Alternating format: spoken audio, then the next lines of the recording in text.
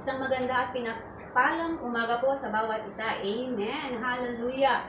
So before po tayo mag-start sa ating unang panalangin, no, kami po, no, in behalf of IPG ang Arayat, no, kami po ay meron pong balita na pumasok, no, sa mga kapatiran na in behalf of as a pastor po, no, IPG ang Arayat, no, maybe hindi lang po ng IPG ang Arayat kundi po sa buong IPG ang church, no, kami po ay nakikisama, no, sa aming nabalita about kay Ma'am Bless and even kay Am-Am na anak po ni Pastor Arman na tinamaan nga po ng COVID-19. No, at dahil nga po na-delay yung ating programa, meron pong gawain doon, no. So ginawa po namin, hinati namin yung music ministry at sila po ay nandun pa po sa church hanggang ngayon. So ina-encourage ko po ngayon ang bawat isa, no, tayo po ay manalangin, no, at naniniwala po ako, no, there is power in the name of Jesus. May kapangyarihan po sa pangalan po ng ating Panginoong Jesus. Hallelujah.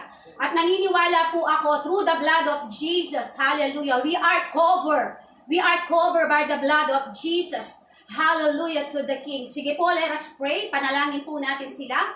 Hallelujah. Thank you, Father. Hallelujah. The kingdom of heaven, Lord, is in this place. Hallelujah.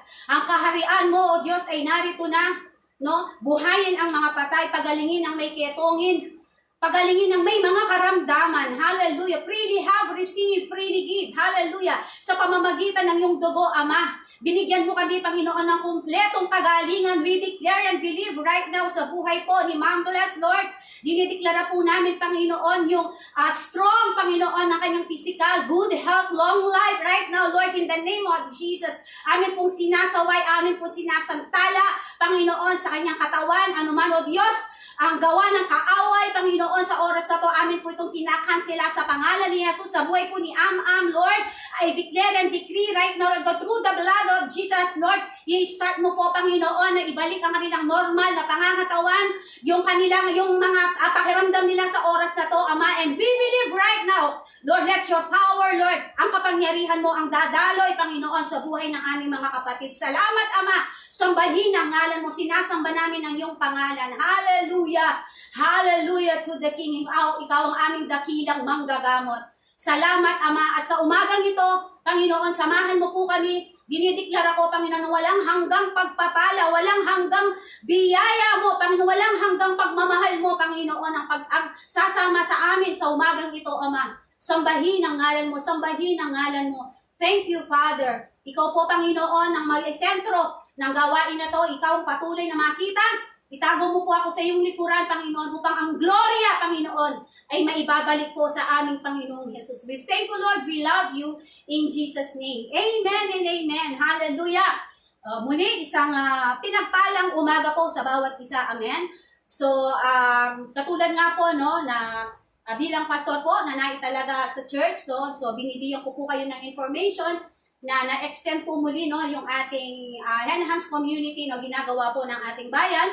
So, binigyan po tayo hanggang 15 po, no? At naniniwala po ako, no, ang lahat ng bagay ay may dahilan, no? Katulad po, no, nung nabahagi ko nung last Sunday, no, yung ating pinag-aralan doon, meron pong dahilan. Ang lahat ng bagay may panahon, no? So, naniniwala po ako na isang araw, no? Declare and believe, maniwala ka, kapatid, na isang araw, no, iaayos po ng lahat ng Panginoon, ng lahat ng mga nai-encounter natin. Amen. Hallelujah.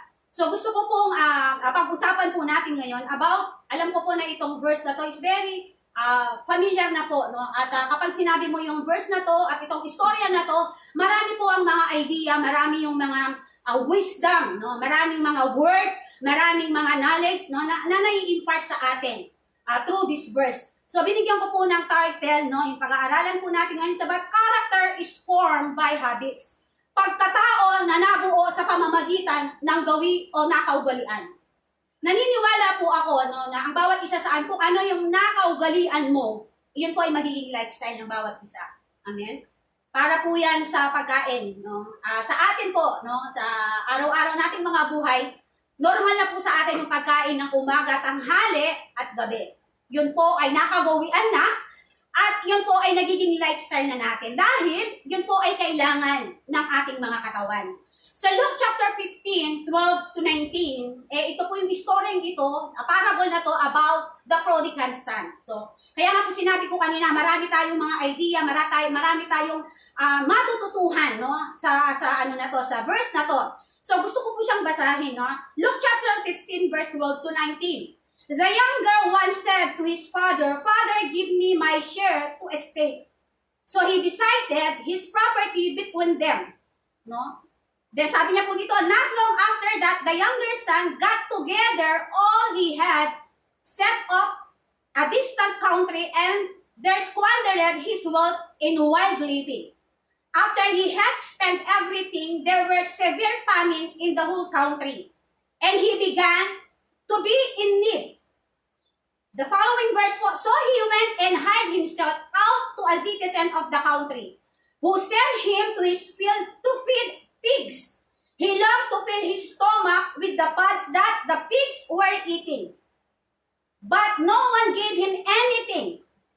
Sabi niya po dito, when he came to his senses, he said, how many of my father's hired men have food to spare? And here I am starving to death. I will set out and go back to my father and say to him, Father, I have sinned against heaven and against you. I am no longer worthy to be called your son. Make me like one of your hired men. So itong storya po ng prodigal son na to, no? So meron po akong dalawang word na gusto ko pong talakayin, no, sa umagang ito. So makikita po natin yan. So verse 12, the word give, and yung verse 19, the word make. No? So dito po, itong story ng prodigal son na to, no? So ang nangyari po dito, no, ang tatay, no, dumating yung pagkakataon na iningi ng anak, no, ang kanyang mana, no. Ang sabi niya dito, kailangan na maibigay mo na sa akin kung ano man yung dapat mong ibigay. Ang sabi ng younger son. At makikita natin dito sa story ito, no, kung ano yung hiningi ng anak. No? Dito sa verse na to, sa verse 12, no, the younger son said to his father, Father, give me my share to estate. So nag-request po ang bunsong anak na hinihingi niya kung ano yung dapat na mana na ibigay ng kanyang ama para sa kanya. So ang ginawa po ng ama, no, ibinigay niya kung ano may yung nararapat sa kanyang anak. No? At dito, the story of prodigal, in this story, the younger son shares of the estate would have been 1/3. Yung kung tinanggap niya na galing sa kanyang ama, ay 1/3 po ng kayamanan ng kanyang ama. At ang napunta dun sa elder son niya is receiving 2/3. No? Ayon po doon sa kayamanan ng kanilang ama. Sabi niya dito, in most cases, he would have received this at his father death. So actually po kahit saan po no? Kapag po, no, dito sa atin, kapag mayroon sa mga nakikita po natin sa mga telenovela o sa mga pelikula, sa mga movies, no, makikita natin dyan, no, kapag ang isang tao, no, actually not only sa anak o whatever, no, kapag ang isang tao, nandun po yung, yung marami siyang kayamanan, no, actually naibibigay po ang kayamanan na yan kapag po alam niya sa sarili niya na malapit na siyang mawala, no? At iyon po, sa ayon po sa gusto, meron pong pipirma po, no, yung nagmamay-ari ng lahat ng kayamanan na kung kanino niya ibibigay yung mga mana na yon. So dito po sa storyng ito, makikita natin dito nung hiningi ng anak, no, ang kanyang mana sa kanyang ama, makikita natin dito, no, wala pang hindi man nagkasakit ang kanyang ama, no, makikita natin doon kung gaano niya kamahal ang kanyang anak. At makikita natin dito na ibinigay ng ama, no, kung ano yung nararapat sa kanyang anak. And dito, sabi niya dito, although fathers sometimes chose to divide up their inheritance. Totoo po yan. Kung sino yung may kakayahan, sino yung magmamana, no? Sino yung magmamana, no? Yung tagapagmana. Actually siya po yung pipili, no? Kung ito bang tao na to, ilang bang porsyento ang nararapat dito, no? At dito makikita natin dito na sa maagang panahon, no? Sa paghingi ng anak sa kanyang ama, makikita natin dito sa storyang ito ako pa nakikita ko gaano kamahal, no? Nung ama yung kanyang anak, no? Hindi man niya tinanong saan mo gagawin ito, anong gagawin mo dito. Makikita natin dito, ibinigay niya ibinigay niya. Alam niyo po yung symbolize nun? Yun po ay simbolo ng pagmamahal ng anak, ng ama sa kanyang anak. No? At makikita natin dito, sabi niya dito, no? Early and retired from managing their states. No? Hindi tinanong ng ama, kaya mo na bang i-manage itong mga perang ibibigay ko sa'yo? No? Wala akong maririnig. No? Nung hiningi ng anak, ibinigay niya. Hindi inalintala ng ama na kung ano yung gagawin ng anak doon sa mamanahin niya. Kaya makikita natin doon, the problem in here is that the younger one, ang problema dito, nag-initiate po yung anak. No? Sabi niya dito, the problem in here is the younger one initiated the division of the state. This showed arrogant disregard of his father's authority and head of the family. Pero pinangunahan niya yung kanyang anak, yung kanyang ama.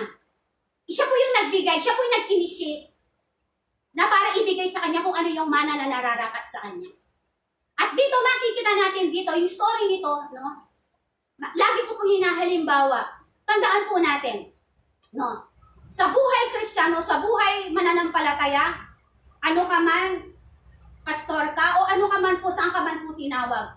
Nung tinanggap natin ang Panginoon bilang Lord and Savior ng buhay natin, the Spirit of God is within us.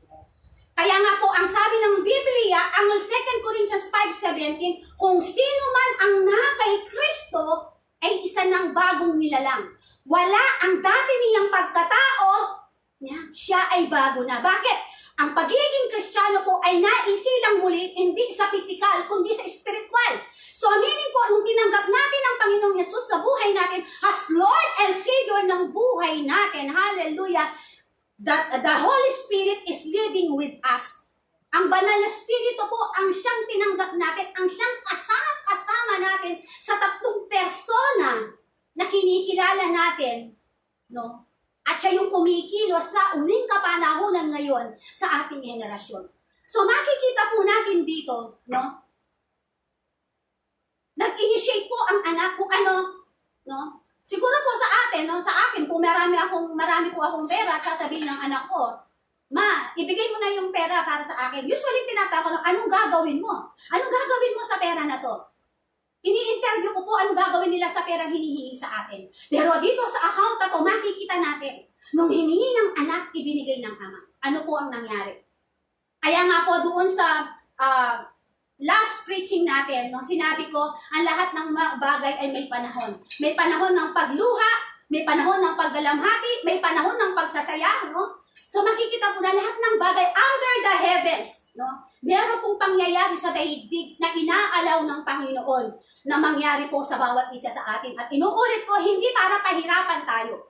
No, tandaan po natin, hindi tayo bibigyan ng Panginoon na hindi natin kaya. Totoo po yung sinasabi ni Pastor kanina. Ano man yung mga sitwasyon, ano man yung mga kalalagayan natin, no? Don't give up. Huwag tayong gi-give up. Hallelujah to the King. Personal po ako, marami na po akong pinagdaanan. No? Nung wala yung aking asawa, akala ko hindi ko makakayanan ng lahat. Hindi ko po alam paano ko sisimulan yung buhay namin. Bakit? Kasi totally dependent ako sa kanya. No? Wala akong alam, no? Pagdating sa mga ganitong bagay, no? Sa kanya po kami nakasandal. Pero one day, no? Nawala siya, kinuha siya ng Panginoon. Noong una hindi ko rin maintindihan bakit siya nawala. At paano kami, ano yung mangyayari sa amin. At that time, college pa po yung mga anak ko at high school yung isa ko. So hindi ko po alam, no? At dumating yung pagkakataon na sa ministry, tatay, nanay ka sa family at naging pastor ka. And then merong dumating sa buhay namin, no, na talagang napakatindi. Pero nakita ko po doon kung paano kumilos ang Panginoon. Paano po kami sinamahan ng Panginoon. Kapag po lumakad ka ayon sa kalooban ng Panginoon, no? Idedirect ka po niya doon sa destiny na ibibigay niya para sa atin. So dito po sa story na to, makikita natin dito na kung paano nag-initiate ang anak sa kanyang ama. Parang sinabi niya, kailangan ko na yung pera, bigay mo na sa akin. No? At makikita natin dito yung response ng ama, ibinigay niya. Walang kuro-kuro, walang masabi, walang interview. Ibinigay niya yung pera. Hindi niya tinanong kung saan niya gagamitin. Anong nangyari? After that, nung makuha niya yung mana, anong ginawa niya? Sabi niya dito, pumunta siya sa ibang lugar, ang sabi dito. No? Nagpakaliwaliw siya, no? Palagay ko, pumunta siya sa mga malls, no? Bumili siya ng maraming iPhone, yung mga latest na iPhone, no? Winaldas niya, to make the story no, winaldas niya yung pera na namana niya sa kanyang ama.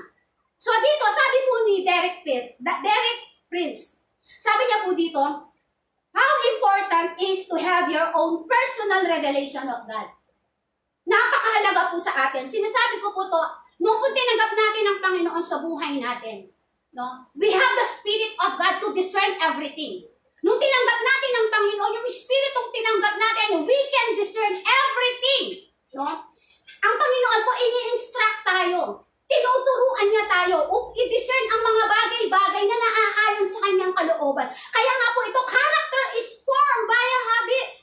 No? Kuminsan, no, na akala natin na ito na yung kalooban ng Panginoon, pero hindi pala. Hindi pala. So dito, sabi ni Derek Prince, how important it is to have your own personal revelation from the Lord. No, ano ba yung rini-reveal ng Panginoon? Ano ba yung pangungusap ng Panginoon sa iyo? Ano ba yung tinuturo niya sa atin to guide us, to lead us mabuhay ayon sa kalooban ng Panginoon? Hallelujah. At dito po sabi niya, not just to relate on what someone else told you or what read in a book or even what you heard in the church. Sabi niya dito, all that may be good. Ang lahat daw po dito ay maganda. Lahat po ng mga naririnig natin, lahat po ng mga nababasa natin, lahat po ng mga ito ay magaganda. Pero ang sabi ni Derek Prince, sabi niya po dito, but it's not sufficient. Hindi ito sufisyente sa lahat ng mga need natin. Na ito po ay gagamitin natin araw-araw sa buhay natin. Kailangan pa rin natin yung revelasyon na nanggagaling sa Ama natin nasa langit. Bakit? The fire of the Holy Spirit kailangan po mag-move sa buhay natin. Amen. Kasi po naniniwala po ako, no? Kung ano yung nasa puso mo, yun po yung magmamanifest. It will come. Lalabas at lalabas po yan. Hallelujah. At dito, sabi niya dito, oh, that may be good. Lahat daw po ay mabuti. Lahat ito ay maganda. Pero hindi ito sufisyente. No? Lahat ng mga binabasa, kailangan pa rin, no, yung knowledge na nagmumula, yung revelasyon na nanggagaling sa ating Panginoon. And sabi niya, there must come a time when you've still come to know Him, first, again, kailangan makita po natin. Kaya nga po napakahalaga sa atin ng pagbabasa ng salita ng Diyos. Napakahalaga sa atin, no, yung ating personal devotion, our commitment, our relationship with our, kaya natin abutin ang mga tao, no? Mataas man, maliit man yan, middle man yan, bilang kung isang mananampalataya, bilang isang lingkod o ano pa man, yung posisyon natin sa church, kailangan po, kaya nating abutin ang mga taong ito. Hindi kung ano yung kailangan mo sa kanila, kung ano yung kaya mong ibigay para sa kanila. Naririnig po natin yan, katuruan sa church, no? Napakainam po, no, sa atin, no, na magbigay, no, magbigay para sa kanila, abutin, no, ano ba yung kaya mong ibigay para sa kanila, no, at sobra po ako nai-inspire. Ako po, for how many years na po, no, at nakita ko po, sanay po akong lumabas, sanay po akong sa ministry dahil nakita ko paano talaga nag-devote, no, yung una kong asawa sa ministry. At yun po ay naging inspirasyon ko. Naging inspirasyon ko yan, no? Kaya nga po ngayon nandito pa rin ako nakakatayo, no, ayon sa kalooban ng Panginoon kung ano pa ang plano ng Panginoon. Nagpapatinganud lang po kami at Salamat po sa Panginoon, no, dahil nakikita namin yung biyaya niya, yung pagkilos niya sa buhay namin. No, at dito sabi niya dito in Psalms chapter 32 verse 8, I will instruct you and teach you in the way he should go. Tuturuan kita, i-instruct kita kung saan ka pupunta, saan kita dadalhin. Napakahalaga po sa atin yung instruction na nanggagaling po sa Panginoon. Dito po sa kinakaharap natin sa ating bayan sa COVID-19, napakahalaga po sa atin, hindi na-download, ini-instruct tayo ng government. Pero dito po, napakahalaga din po sa atin, sa mga desisyon natin ginagawa, na kailangan lahat ng ating gagawin nang gagaling po sa instruction ng Panginoon. Hallelujah! No? Ang sabi niya doon, I will counsel you and watch over you. So sabi niya dito, lahat ng lalakarin mo, lahat ng gagawin mo, sabi niya, makikita ko, panunuorin ko ang lahat ng yan. Etong maganda, sa bawat paghakbang mo, sa bawat paghakbang mo, sa bawat paglakad mo, hallelujah, kasama mo si Lord, kasama mo ang Panginoon. Kaya nga sabi niya, hindi kita iiwan, hindi kita pababayaan. Habang ikaw ay naglalakad, papunta doon sa destiny, no? Na inilagay ng Panginoon, kasama ka niya. Kasama ka niya. Bitbit ka nga niya eh. Bitbit ka niya. Ano naman, hindi ka niya bibitawan. Bibitawan ka ng lahat, pero ang Panginoon, hindi ka niya bibitawan. Hallelujah. Ganyan po ang pagmamahal ng Diyos sa atin. Kaya nga di ba, God's love unconditional. Ang pagmamahal po ng Diyos ay walang hinihinging kapalit. No, kapag minahal mo ang Panginoon todo-todo, lagi mong iniisip kung anong makakabuti. Iniisip mo kung ano yung makakaganda. No? Kaya nga po, di ba, yung pagbuhay ng isang pastor, dinideny mo yung sarili mo, no? Para lang masunod kung ano yung kalooban ng Panginoon. At dito po, no, sa story ito, sabi nga po, in verse 12, sabi ko kanina, dalawa po yung gusto kong ibigay na word. No, dito, yung the word give, makikita natin yan in verse 12. So dito, makikita natin, Father, give me my share to estate. So he divided his property between them. So dito, hiningi ng anak yung dapat na makuha niya sa ama, no? At ang ginawa ng anak, ibinigay yung dapat sa kanya na 1/3. At dito, nung pagkabigay, ano pong ginawa ng anak? Nilustay niya. Kung saan siya pumunta. At sa story ng prodigal son, dumating yung pagkakataon na nagkaroon ng famine doon sa lugar kung nasaan siya. Dahil naubos, nawaldas yung lahat ng mga binigay ng ama, makikita natin dito sa story ito, sabi niya, ang kinakain niya, dumating sa pagkakataon, ang kinakain niya, pagkain ng baboy. So dito makikita natin. So sa verse na to, sa verse 12, in word give, sabi dito, ang anak hiningi ang kanyang mana na hindi pa nakapanahon, hindi pa nakatime para hingin niya yon. Hindi pa panahon. Nag-initiate siya sa kanyang ama, kaya ibinigay. No? And sometimes sa atin, no? Ang lahat ng bagay may panahon. No? At naniniwala po ako, kapag ang isang bagay inalaw ng Panginoon, no, mangungusap po ang Lord, not only us, to the people around us. Yun po yung paniniwala ko. Totoo po yung as a pastor, as a leaders ng church, as a mananampalataya, general po to. Nung tinanggap po natin si Lord as Lord ng Savior ng buhay natin, the Holy Spirit is already there. Kino-convict po tayo ng banal na spirito kung paano po tayong magsalita, paano po tayong mag-isip, paano po tayo gumawa ng hakbang na naaayon-ayon sa kanyang kalooban. Hallelujah! At sabi niya dito, hindi nakapanahon, hiningi ng anak, anong nangyari?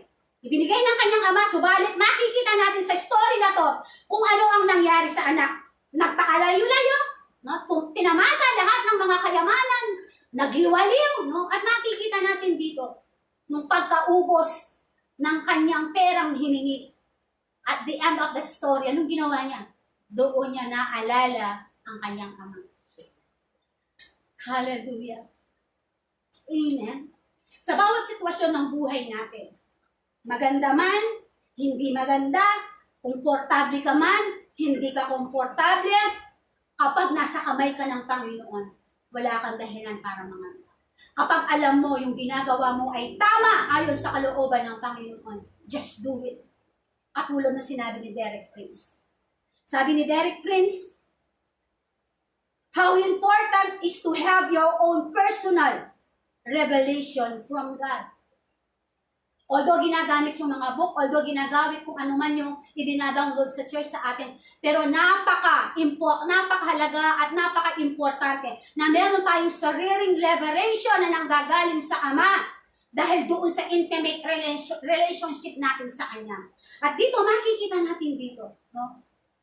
After niyang naubos sa lahat ng kanyang minana, doon niya, sa bottom line ng kanyang journey, nung i-claim, no? Nung kinuha na ang kanyang, sa bottom line ng kanyang buhay, doon niya naalala yung kanyang ama. Diba? Ang sabi niya doon, sa kanyang pagbabalik, hindi ko alam kung karapat-dapat pa ba ako na maging anak mo. Minsan sa ating mga buhay, nai-encounter po natin yan. No? Minsan sa ating mga buhay, may pagkakataon. No? May mga pagsubok, May mga dinadaanan tayong apoy, may dinadaanan tayong bangin, may dinadaanan tayong kalaking bundok sa harapan natin. No? Yan po ay parte ng buhay natin. But we need, ang aking pong sinasabi ngayon ay kailangan po tayong makinig ng mabuti kung ano yung instruction na ibinibigay ng Panginoon sa atin. The younger son, like many who are, sabi niya, who are rebellious and immature. So makikita natin dito, no? Sa kasaysayan po ng anak, no? Makikita natin naging immature siya. Kasi alam naman niya kung kailan niya dapat makuha yung mana niya. Pero dahil nga po doon sa nag-initiate siya, kaya ibinigay ng ama yung nararapat para sa kanya. Sabi niya dito, wanted to be free to live as he pleased. Gusto niya na, di ba, magkaroon ng kalayaan. No? Kailangan gawin niya yung mga bagay na hindi kasama yung kanyang pamilya. Wala doon sa boundary ng kanyang ama. Gusto niyang maranasan, no? Na maging malaya. Gawin niya ang lahat. No, walang advice sa kanyang ama. Walang magsasabi. Ito po yung ginawa ng prodigal son. Sabi niya, wanted to free to live as he pleased. And he had to hit bottom. Dumating yung pagkakataon. No? Doon nung maranasan niya, no? Yung bottom line ng kanyang buhay, doon niya napagtanto, doon niya na-realize yung kanyang mga hininga at yung decision na ginawa ay mali. Amen. Kaya nga po dito, napakahalaga sa atin. Yung salita ng Diyos o yung revelation ng Lord na nanggagaling sa Kanya. At ito po ay i-reveal ng Lord sa atin sa pamagitan ng Kanyang salita. Sabi niya, it takes great sorrow and tragedy to cause people to look the only one who can help them. Makikita natin dito, kailangan kasi minsan po tayo ganito, kailangan pa natin maka-encounter ng mga bagay na mahirap bago natin ma-realize na mali yung ginagawa natin. No? Na ito ay hindi kalooban ng Panginoon. Kaya nga po dito, napakahalaga ng banal na Espiritu sa buhay natin. Napakahalaga. Kaya nga sabi ni Apostol Pablo, di ba? Kailangan po lagi tayong the book of Acts, no? They meet in one place, they gather in one place to pray and seek the presence of God.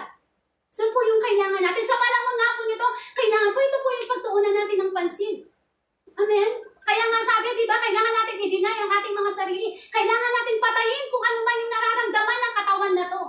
Hallelujah to the King. In verse 19, no, the word make. Ang sabi niya doon sa text natin, no, sa 19,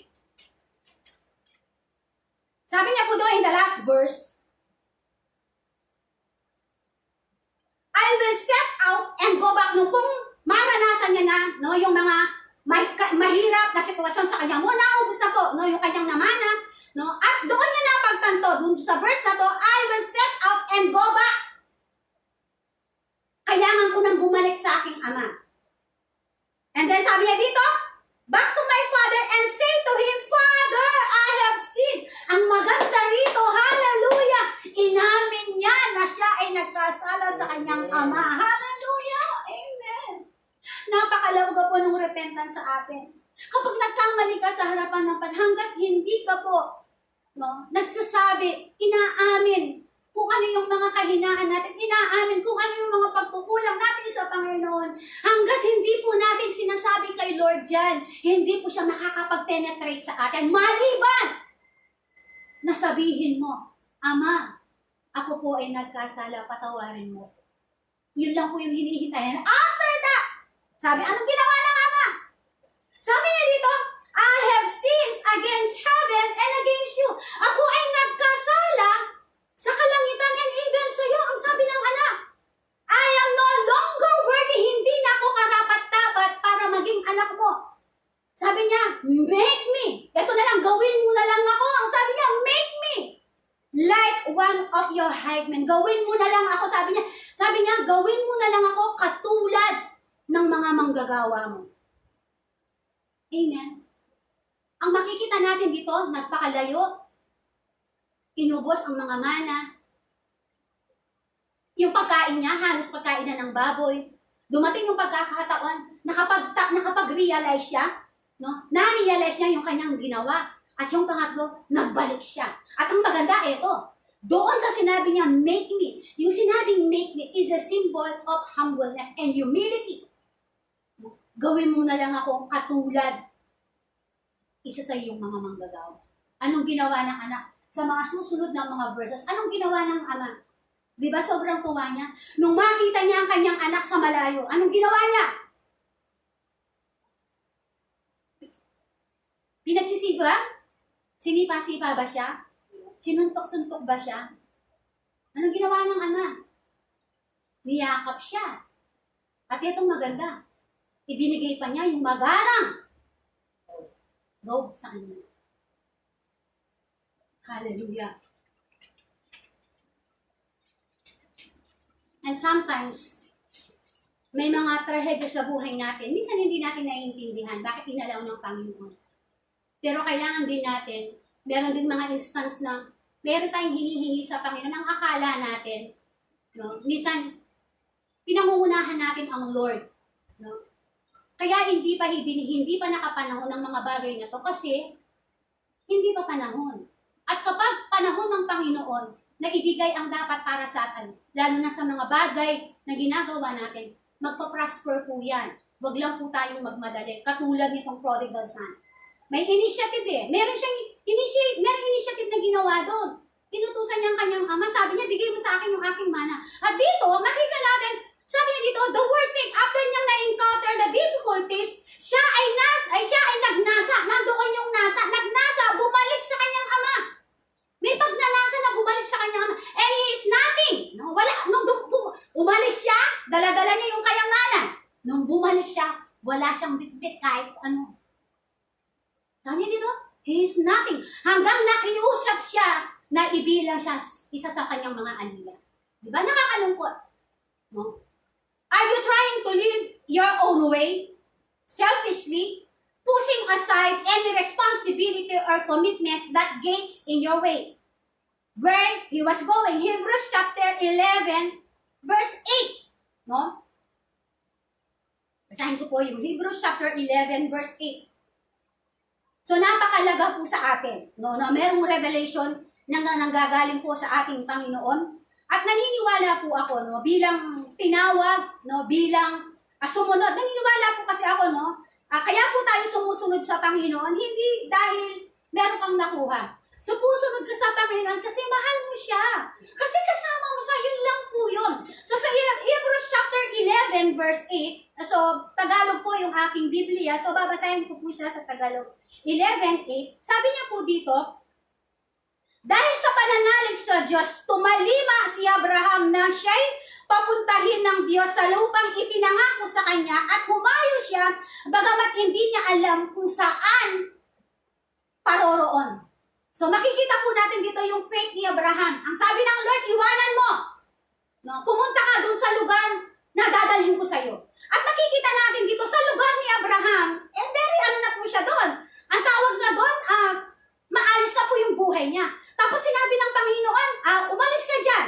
No, pumunta ka doon sa isang lugar na kung saan ka pupunta. At makikita nila dito yung obedience ni Abraham, sumunod siya. Bakit? Kasi kilala na yung Diyos na pinaglilingkuran niya. No? Napakahalaga po sa atin na kilala natin ang Panginoon. No? Napakahalaga po sa atin yung tinig ng Panginoon ay nakakapangusap sa buhay ng bawat isa sa atin. At naniniwala po ako, i-direct po niya tayo sa tama. Amen. Amen po. So sabi niya dito, napakahalaga po ito sa bawat isa sa atin. No? Sabi niya, are you trying to live in your way? No? Sabi niya dito, no? Pinag-iisipan mo na ba na mabuhay ayon sa iyong kalooban, ayon sa iyong kalooban? No? Katulad ng prodigal son, no?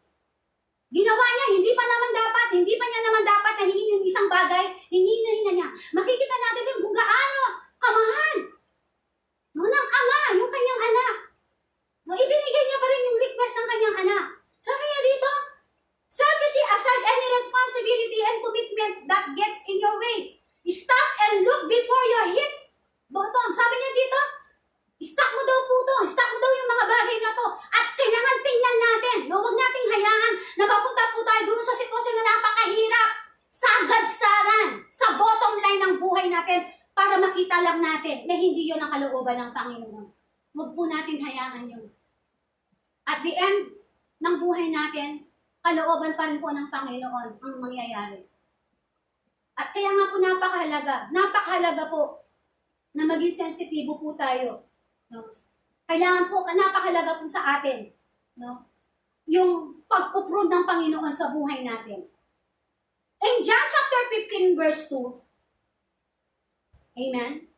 So, gusto ko lang pong ibigay itong sa John, no? Sa John chapter 15 verse 2. Meron pong sinasabi dito, no?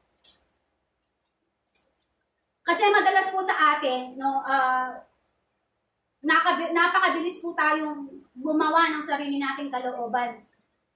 Kaya nga po ang nangyayari, dahil hindi yung talaga yung kalooban ng Lord, no, ang dami pang pagkakataon na, di ba, na nasayang. Ako personal, no, sa personal sa akin, no, talagang ang laki po, malaking bagay ang nawala sa amin, no, sa business namin. And nakita ko po doon, talagang hindi kalooban ng Panginoon, no. At hindi po kami, of course, masakit dahil siyempre, hindi lang po basta-basta yung perang na-involved dyan. Pero nakita ko po doon, no, kaya nga po ngayon dahil doon sa nangyari na yon, nagiging aware po ako. Nagiging aware po ako sa lahat ng mga desisyon na gagawin ko. No? At kailangan, no, nagta-tie up po yung gusto namin mag-asawa kasi tandem po kami eh. We are a couple. Kailangan nagkakaalaman po kami kung paano namin patakbuhin yung buhay natin, paano namin gagawin yung buhay natin. And same with the Lord. Ganyan din po. Kaya nga po partnership. Sino ba yung partner mo ngayon sa buhay mo, yung spiritual? Sa spiritual, si Lord ang partner mo. Sa physical, no? Sa relasyon yung mga, sino yung partner mo? Kaya sinabi niya partner, may katuwang ka, may kasama ka. So yun po yung ibig niya sabihin. Kaya nga po dito, napakalaga. Sabi niya dito, John chapter 15, verse 2. Anin ko po sa verse 1 hanggang verse 2. Ako ang tunay na ubas, puno ng ubas, at ang aking ama ang tagapag-alaga. Pinuputol niya ang bawat sangang hindi namumunga.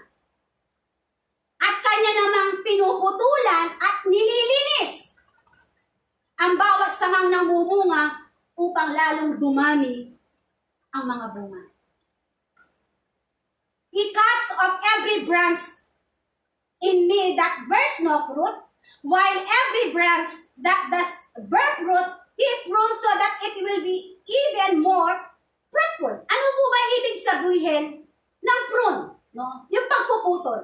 Sabi niya dito, prune it means is to cut away or trim away any branch to bear fruit, it will be prunes. So dito po, di ba sa halaman po, no? Kung gusto mo daw po yan na lumabong, no, talagang lumabas yung talagang yung dapat sa kanya. Minsan po sa mga halaman, tinitrim po natin yan. Di po ba? Pag natrim yung isang halaman, makikita mo yan ilang araw, ilang linggo, no, makikita mo lumalago siya. Nag-grow siya. Yung dapat na lumabas, no, na mga bunga dahil sa pagpuprune, dahil sa pagtitrim, sa pag-aalagang ginagawa, ano nangyayari? Nagkakaroon po yan ng maraming bunga. So sa akin po, ang sabi dito, no, ang Panginoon daw po siya ang puno, no? At siya yung tagapag-alaga. Sabi niya, pinuputol daw po niya yung mga sangang hindi namumunga. Meron po sa instance sa buhay natin, meron pong itinitrim ang Panginoon, our character, our habits. No? Meron pong tinitrim ang Panginoon sa mga character natin, sa mga habits natin. No? Anong purpose na to? Para po yung process, no? Yung talagang dinisenyo ng Panginoon ay lumabas sa'yo. No? Bakit? Anong purpose nito? Para mamunga ka. Para mamunga ang bawat isa sa atin. Meron itinitrim sa buhay natin ng Panginoon in every area of our life. No? Sabi ko nga po kanina, no, ang buhay ng isang Kristiyano, ang buhay ng isang pastor, ang buhay kung anumang posisyon meron ka sa church, meron katulad po ng boxes yan. Katulad ng isang box, no? Parang isang box yan. Yung box po merong 4 na faces. Meron siyang 4 na mukha. No, ganun din po sa atin. May 4 na mukha na dapat natin i-priority sa buhay natin. Ano po yung 4 na mukha na yan? Bilang believers, bilang lingkod ng Panginoon in general, ano po yung 4 na yan? Sabi niya doon, you need God to be center of your life. Kailangan mo ang Diyos sa buhay mo magiging sentro ng buhay mo. At kapag ang Panginoon naging sentro ng buhay mo, He will give you knowledge, He will give you wisdom, He will give you discernment to discern everything according sa plano niya. No? Sino ba yung magiging sentro natin? Yan po, yung 4 na mukha ng buhay ng isang Kristiyano. to be center, maging sentro po ng buhay natin. Buhay na paglilingkod, buhay na pagtatrabaho, ang maging sentro po ng buhay natin ay ating Panginoon Yesus. Pangalawang box, no? Pangalawang face, mukha ng buhay natin, no? Sa piling ng Ama, no? Ano yan? Sabi niya dito, our family, yung pamilya natin. Amen. Sila po yung sila yung dumidepensa sa atin. Kaya kung meron kang pagsubok, meron kang problema, kapag buo kayo, you are united, napakagaan dalhin ang problema yun. Sabay-sabay po kayong lalabas. Bakit? Kasi kapit kamay kayo. Yan po yung mahalaga. Napakahalaga po yan sa araw-araw nating mga buhay. Bakit ko po sinasabi to? Kasi na-encounter po namin ito. Yung asawa ko, Hapon siya, Japanese siya. Pero makikita ko yung pagkilos ng Panginoon sa kanyang buhay. Bakit? Kasi nadidesign niya. Nadidesign niya, tama yung puso ko. Hindi niya tunayin ng mga anak, yung mga anak ko. Pero nagpaplano siya ng magandang kinabukasan para sa kanya.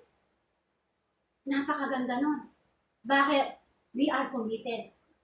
Nakikita niya paano po yung buhay na paglilingkod sa ministry, panahon paglilingkod sa pamilya, no? Yan po yung mukha ng buhay na kailangan nating gawin. Pangatlo, our ministry.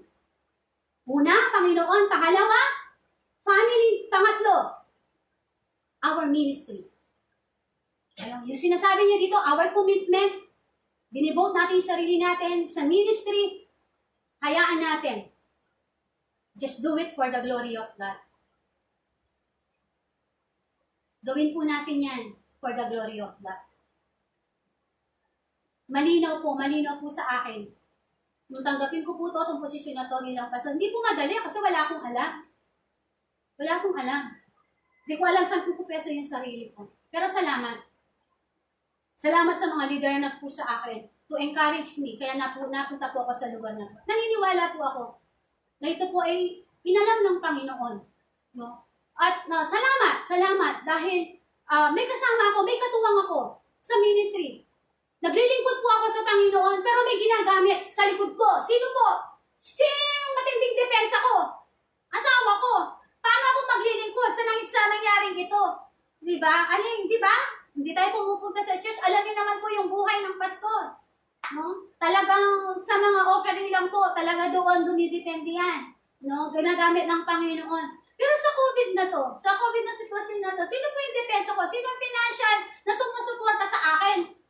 Asawa ko siya yung ginagamit ng Lord. To push me, kaya nagagawa ko yung ministry. May katuwang ako, may kasama ako.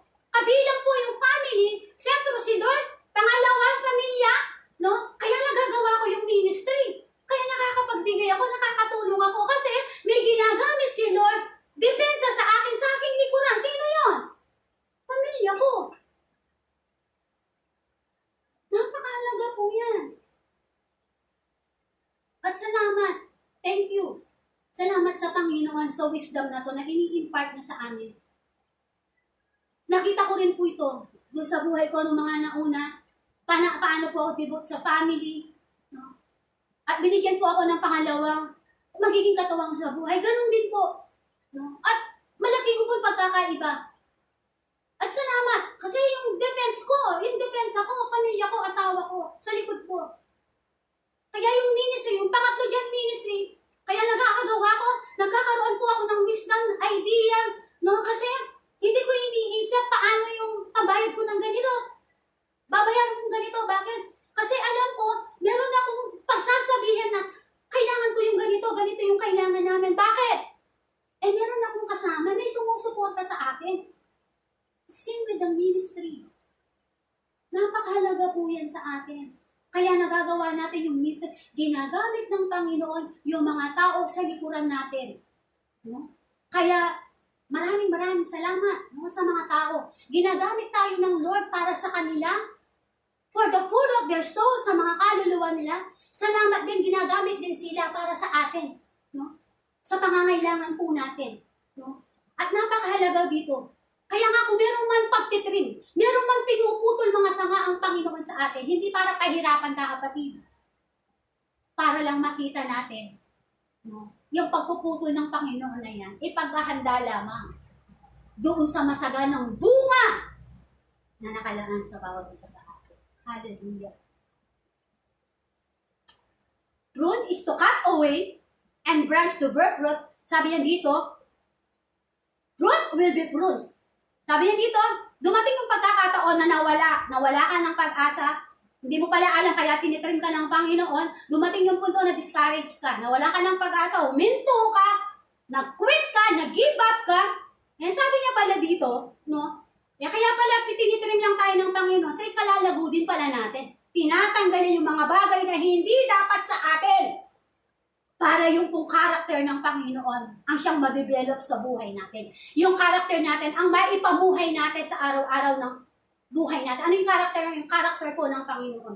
Sabi niya dito, John 15:4-5, make me what you want me to be. No? Sabi natin, Panginoon, sabi nung anak, gawin mo na lang ako kahit tagapangalaga, isa sa iyong mga manggagawa. No, nag-decide. No, inutusan niya yung kanyang ama na maging bilang isa sa mga manggagawa niya. No, dahil sa atin, sabi niya dito, in John 15:4-5, make me what you me to, sabi niya, make me what you want me to be. Gawin mo ako kung ano yung nais mo para sa akin. No? Hindi yung, Panginoon, ito yung gusto ko. Hindi po yung dapat eh. Lord, ano yung plano mo? Ano yung gusto mo para sa akin? Tanungin po natin ang Panginoon kung ano yung plano niya para sa atin. Huwag po natin siyang pangunahan. Katulad itong prodigal na no? Pinangunahan niya ang Panginoon sa buhay niya. Ano nangyari? No? Kita natin dito sa story na yan. Sabi niya dito, the promise here, if you dwell in me, if you remain in me, you will bear much more fruit. Ang sabi niya dito sa verse na ito, ibig niya sabihin, kung mananatili kayo sa akin, at mananatili ako sa inyo, ay proseso ng Panginoon upang lumabas yung mga potentials, yung mga gifts, yung mga fruits na dapat ma-develop sa bawat isa sa atin. Kaya wag po nating pagkalungkutan. Kung meron man mga pagtutuwid, meron man pagtitrim sa buhay natin. At kailangan po tayong makinig.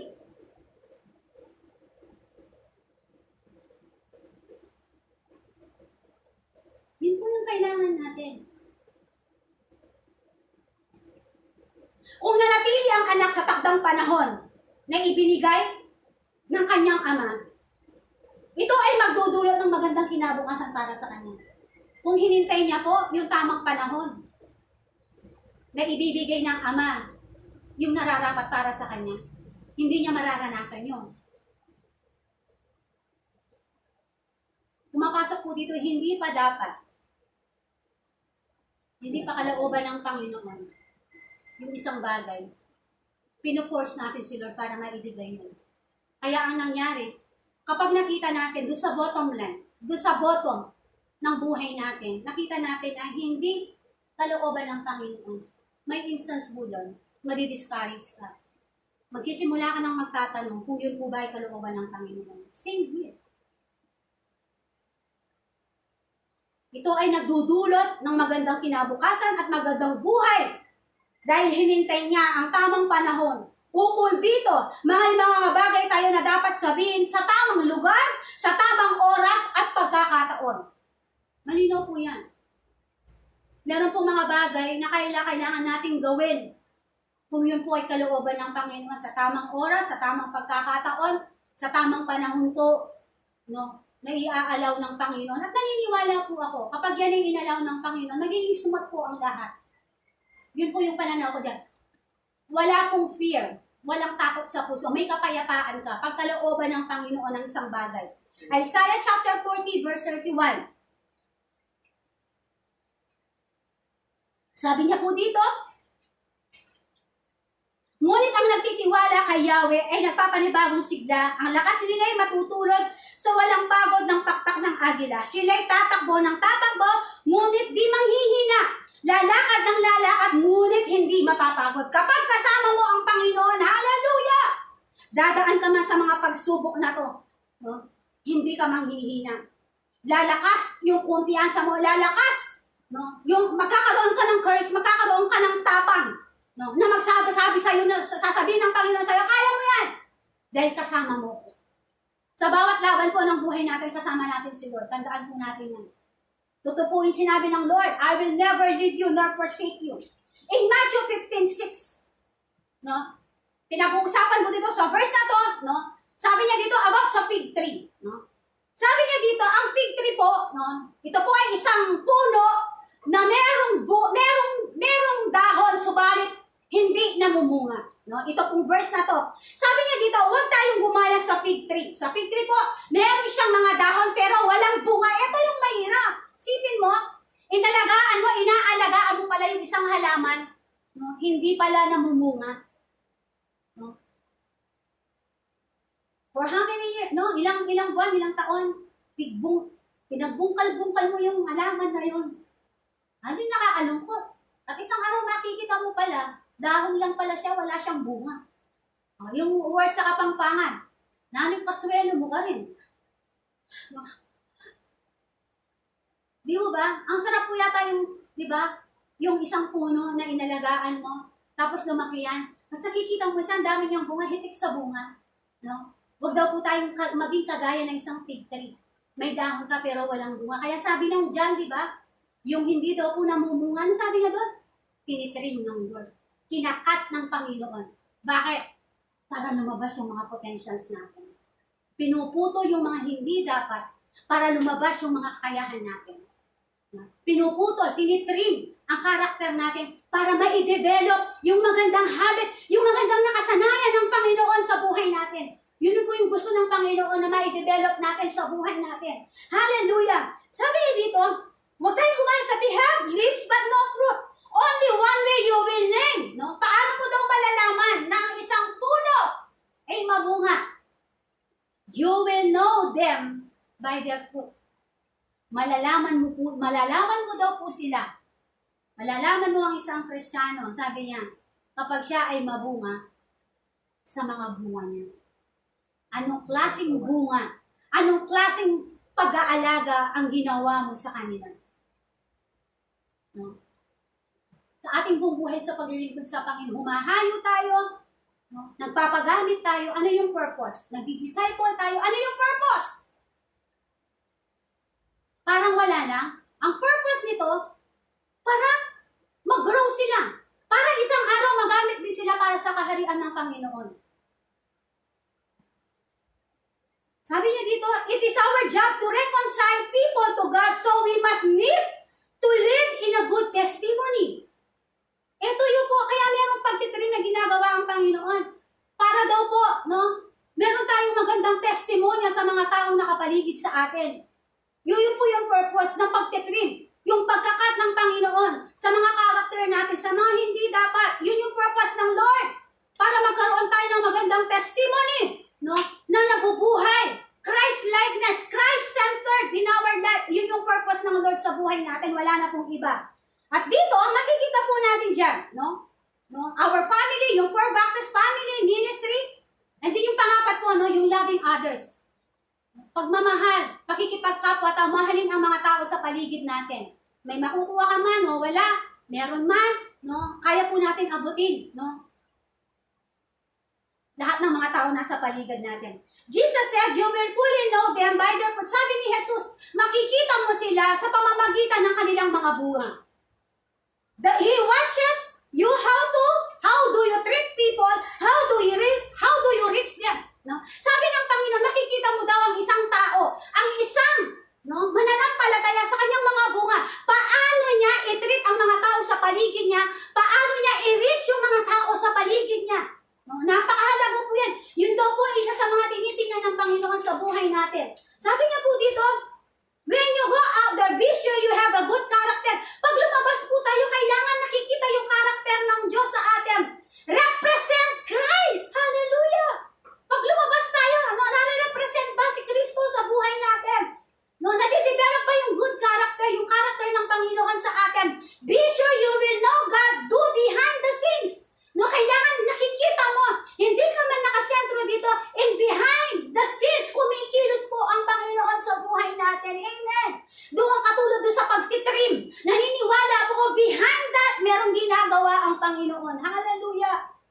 Sabi niya dito, Be sure you will know what God do behind scenes. Stay connected with Him. Don't quit. Don't give up. Because if abide with Him, He will stay close to you no matter what. Because if abide with Him, He will close to you no matter what. You need to repress inside and outside. Kailangan po maging tama. Unang-una doon sa kaloob-looban natin. Sa ayaw po sa Diyos, kung ano nasa loob mo, yun po yung magmamanifest. Yun po yung lalabas sa atin. Sabi niya dito, outside and stay amazed. Mamangha ka sa pagtitrim, sa pagkakat ng Panginoon sa buhay natin. Yan maganda. God is watching. He sees everything. Pinapanood po tayo ng Panginoon at nakikita niya lahat ng bagay. Remain faithful and diligent.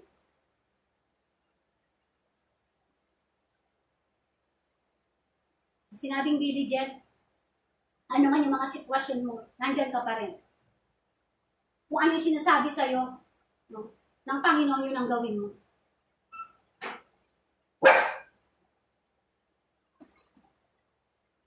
A lot of people, they have charisma, but don't have character. Nakakita na po ba kayo ng taong ganito? Marami pong tao sabi nito na maraming charisma, pero wala silang character. What is charisma or charismatic person? Sabi dito, ano daw po ba ang charisma at charismatic person? A great magnetism, intelligence, ito daw po ang meron siya. A great magnetism, intelligence, beauty, ability to perform divine gifts, and abilities being devotion number of people. Ito daw po ay makikita mo sa isang karismang tao.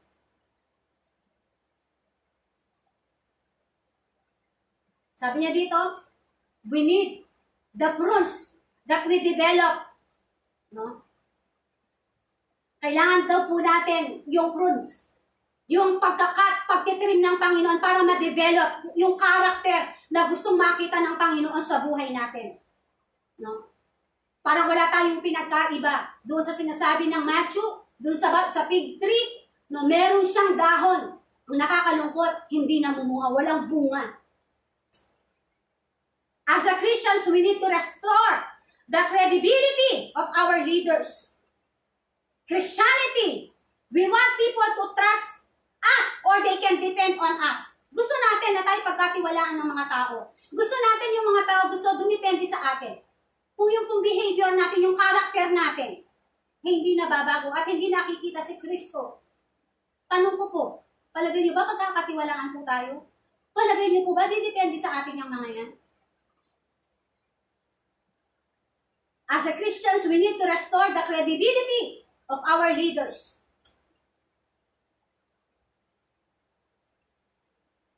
Not only the leaders, but the entire Christianity. We want people to trust us or they can depend on us. Ito yung gusto natin, pagkatiwalaan tayo. Ito yung gusto natin, na dumepende sila sa atin. Kung hindi nakikita si Kristo sa atin, sabi ng Book of Romans, magbago kayo ng isipan. The way you think, the way you act, the way you speak. Madalas sinasabi natin, kung hindi na rin lang maganda yung sasabihin mo, wag ka nang magsalita. Isa yung sa mga pagtuturo sa akin ni Pastor Novo. Kung hindi rin lang maganda yung sasabihin mo, keep quiet and keep silent. We want people to trust us. Be sure they believe that our heart is right. Gusto natin. Gusto nila na makita sa atin. No? Na yung puso natin ay tama. Kung paano po tayo nagnanasa na tinuturuan natin yung mga disciple natin na maging tama ang puso na it's same with them. Nadidiscern nila yung kung puso mo, tama yan. Hindi lang po tayong nakakaalam nun. Kahit sila po nadidiscern nila yan. Kaya isa pong bagay na nakita ko sa pag-aaral ng mga paano mo i-treat yung mga tao sa paligid mo. Sabi ko sa Panginoon noon, binigyan mo ko ng pagpapala na to, Lord. samahan mo ko. Huwag mong hayaan na maging boast ako. Turuan mo ko, Lord. I-lead mo ko. Sa kabila ng mga tinatamasa, sa mga binigay mo na to sa akin, hayaan mo, Panginoon, na maging kalmante po ako para abutin yung mga dapat na abutin para sa pagpapalang itong ibinigay mo sa akin. Salamat sa Panginoon dahil talagang nakita ko po, no, talagang hinawak po ng Lord yung buhay ko pagdating sa mga bagay na to. Because I trust the Lord. Nakita ko na siya paano siya kumilos sa buhay namin. Nangangaral ako ng salita ng Diyos. Pag-uwi namin sa bahay, tatlong katao lang ang pwedeng kakain sa pagkain namin. Walang nakakaalam nun. Yung mga magulang ko that time, nasa kabilang kaya lang sila, pero hindi ko sila pinuntahan. Dahil ayokong question na nila sa akin na mayaman yung Diyos ko, bakit ganito, ganyan-ganyan. Pero salamat sa Panginoon. On time po siya pag magbigay. Pag ginawa mo yung kalooban ng Panginoon, so inuna mo si Lord sa buhay mo. Yung sinasabi ng Matthew 6:33, seek ye first the kingdom of God and His righteousness, and all these things shall be added unto you. Pag nakita ng Panginoon tama ang puso mo, inuna mo siya sa buhay mo, yung sinasabi niya at ang lahat ng bagay ay idadagdag ko sa totoo po yan. No, kaya nga po kailangan maging tama po yung puso natin, nakikita man nila o wala, no, naka-front man o hindi, kailangan po yung motibo natin, yung puso natin ay tama po sa harapan ng Panginoon. Amen. Sabi niya po dito, be sure they believe that our heart is right. The only way to see that, know that you are consistent in every situation, do the right thing. Paano po nila paniniwalaan na tama lahat yung mga ginagawa natin? Kapag nakikita nila yung sinasabi mo, yung karakter mo, no, kung ano yung sinasabi natin, yung ginagawa natin. Isa po sa mga main character ng Lord. Yun po yung gusto ng Lord sa atin. Be courageous. Keep your word is one of the main character of God. Sabi niya dito, keep your word is one of the main character of God. Minsan sa mga simpleng bagay lang po. No? Sabi niya dito, keep daw natin yung mga word natin. Yun yung isang main character na kailangan ma-develop po sa buhay ng bawat isa sa atin. Sa harapan po ng dito po, sa planet Earth, meron po kanya-kanya tayong posisyon. Yun po ang sabi ng mundo. Pero sa harapan po ng Panginoon, tayo ay pantay-pantay.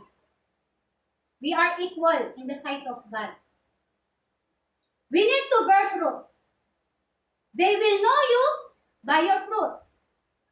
Don't be somebody with a magnetic personality, but behind closed door around you, around in your life, meron palang mga instance na hindi dapat.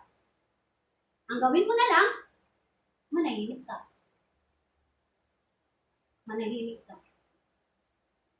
Kung kailan, isa po sa mga naturo sa akin, kung kailan ka nananahimik, doon gumagawa ng Panginoon. Amen. Hallelujah. Isa po sa mga tinuro ni Pastor Novo yan sa akin. May instance sa pag-uusap namin, tumataas yung tono namin. Pero pag nakita niya gano'n, be silent, be quiet. Don't live a life with leaves but has no fruits. Huwag daw po nating sayangin yung buhay natin. May mga dahon siya pero walang bunga. It's useless. Pagharap po natin sa Panginoon, itatanong po sa atin yan. Yung mga inalagaan natin. Nag-grow ba yan? Kumusta si ganito? Kumusta yung ganyan? Kumusta yung ganitong ginawa? Isasakdal po natin yan sa harapan ng Panginoon.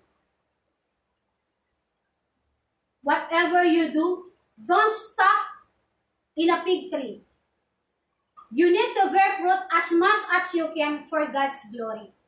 Huwag ka daw pong gumaya sa isang fig tree na meron siyang maraming dahon pero walang bunga. You need, sabi niya dito, you need bear fruits as much as you can. Pag sumakitan mo, kuhanin mo na mag-grow.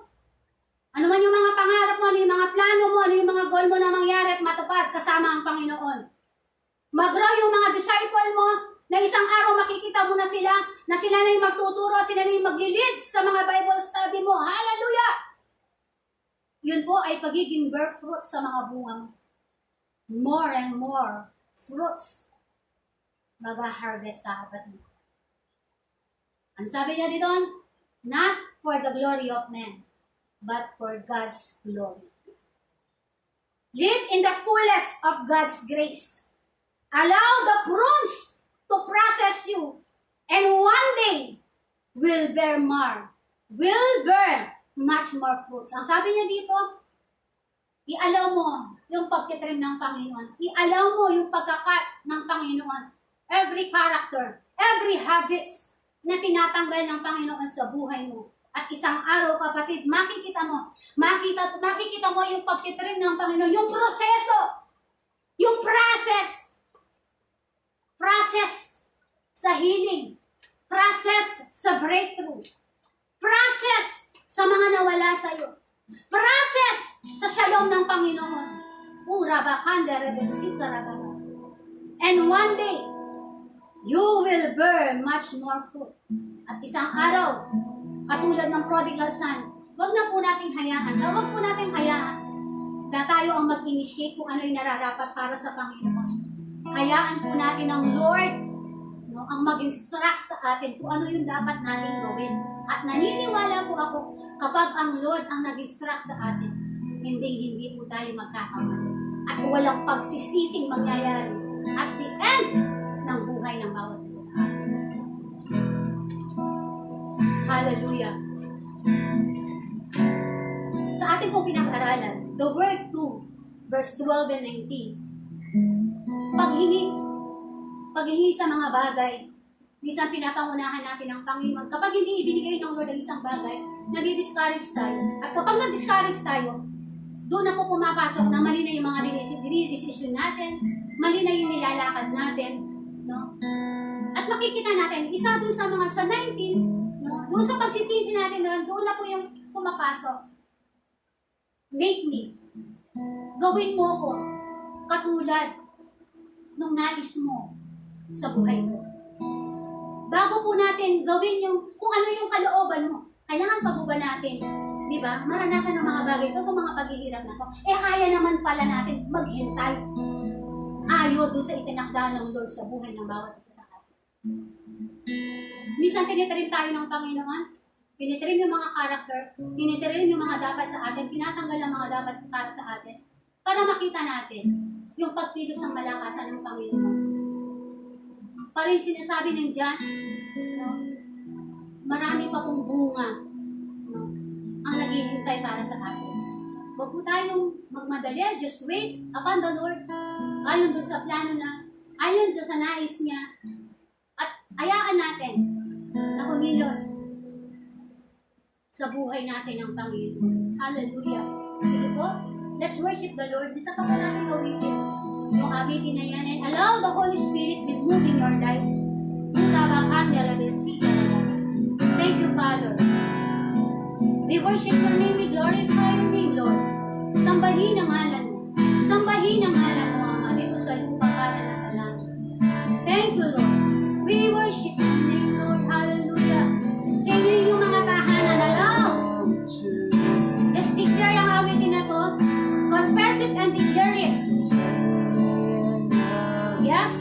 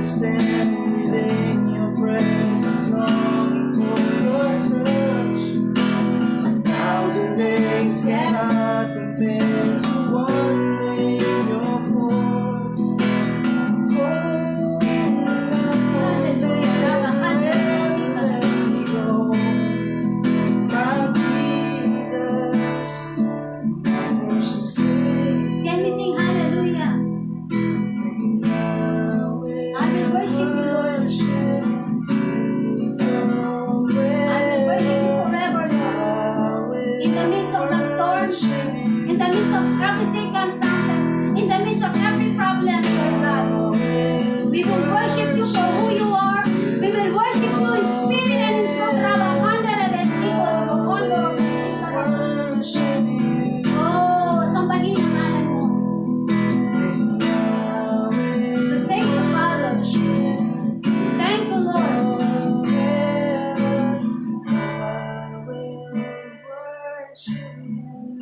We thank you, Father. Hallelujah.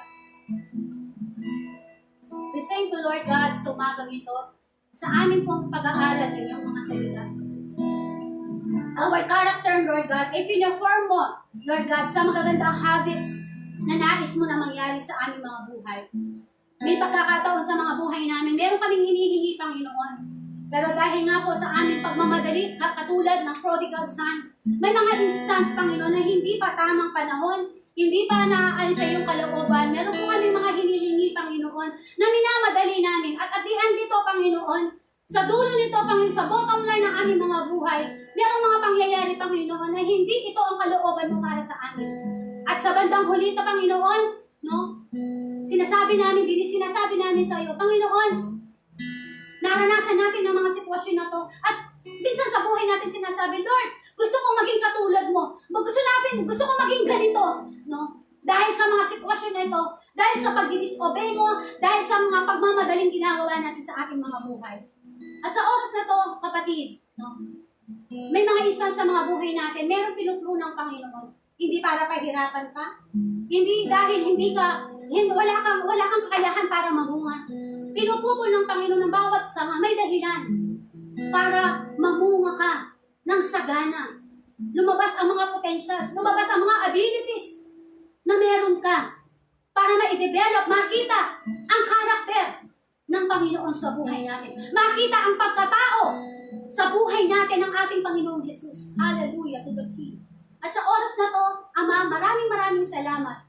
We inspire, Panginoon, sa mga salita mo na nahayag. Salamat, Panginoon, dahil ito ay binhi. Salamat, Panginoon, ito nagbibigay ng kalakasan sa bawat isa sa amin. I declare and decree right now sa kanilang mga tahanan, Lord. I declare and decree they are blessed, they are highly favored, they are rich in trust. Ang kasaganaan ng Ama ay sumakanila. Lord, ang mayamang presensya mo, Panginoon, ang gababay, ang sasama sa buhay ng bawat isa. Lord, sinabi mo sa iyong mga salita, ano man ang hahawakan ng aming mga kamay, ano man, Panginoon, tatapakan ng aming mga paa, ay yung pagpapalain, Panginoon. Thank you, Lord God, at amin pong, Lord, kinoconsecrate, Panginoon, ang buo naming pagkatao, ang aming kakaisipan, the way we think, the way we act. Hayaan mo, Ama, na kami lumakad ayon sa iyong kalooban. Hayaan mo na makita namin yung magandang purpose mo, no, yung naka-destiny para sa amin, Ama. Ito, O Diyos, ay mamunga ng sagana, O Diyos, sa buhay na bawat isa sa amin. Maraming salamat, Ama. Lord, dinideklara ko ngayon, you are blessed. Tanggapin mo, no, na ikaw ay pinagpala, ikaw ay malakas, ikaw ay sagana, ikaw ay anak ng Diyos. Ang paghahari ng Diyos ay nasa iyo sa pangalan ng Ama, ng Anak, at ng Banal na Espiritu Santo. And everybody will say, Amen and Amen. Hallelujah. Thank you, Lord.